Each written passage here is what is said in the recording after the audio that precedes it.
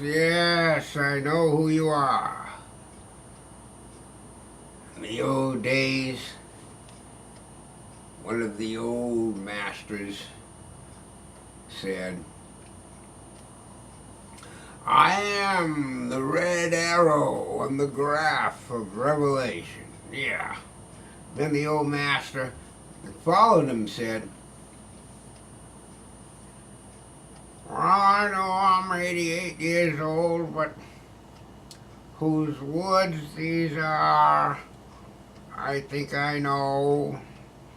His house is in the village, though. My little horse must think it queer to stop without a farmhouse near. And then up in the back, there was this young whippersnapper, college guy, raised his hand, during the question and answer period after the Robert Lowe and the Robert Frost poetry lecture at Boston College. Damn, that was in the 60s sometime. Like, I'm always getting off on that when it was. Well, anyway, this young whippersnapper guy, and he went up there and he said something like this.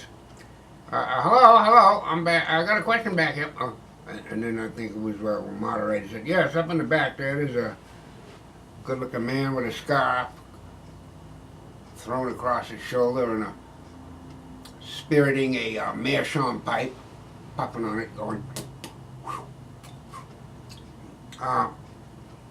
Mr. Lowe, this is, this question is directed at Mr. Lowe. Mr. Lowe, and Mr. Lowe goes, yeah?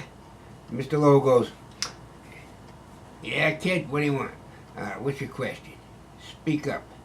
And the kid goes, Mr. Lowe, how long does it take you to write a poem? And he sat back there puffing on his pipe, and then gauging the universe in a Sherlock Holmesian perspective, like he had just asked the question of the century. Even better than the question that Ludwig Wittgenstein never asked.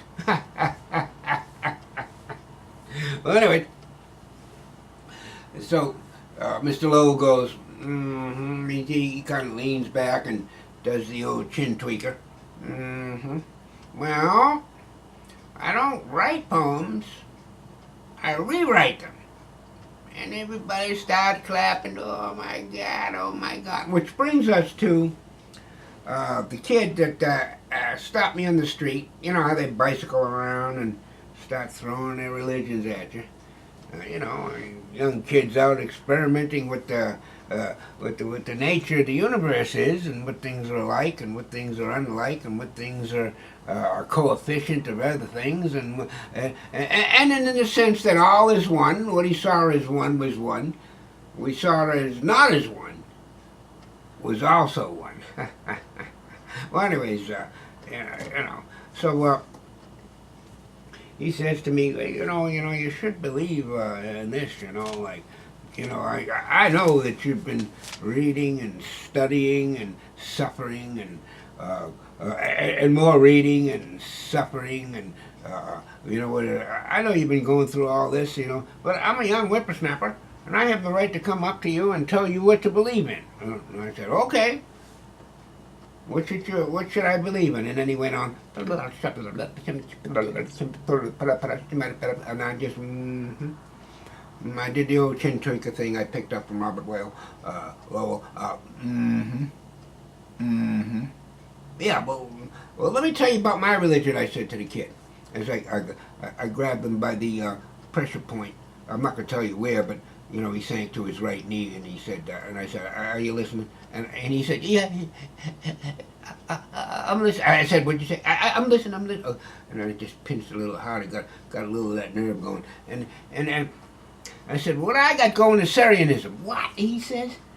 I took the pressure point off, and we just went back to a normal kind of, one might call, conversation. And I said, CERIANISM. Now, from I'm going to explain what the hell that is. CERIANISM CERIANISM, CERIANISM.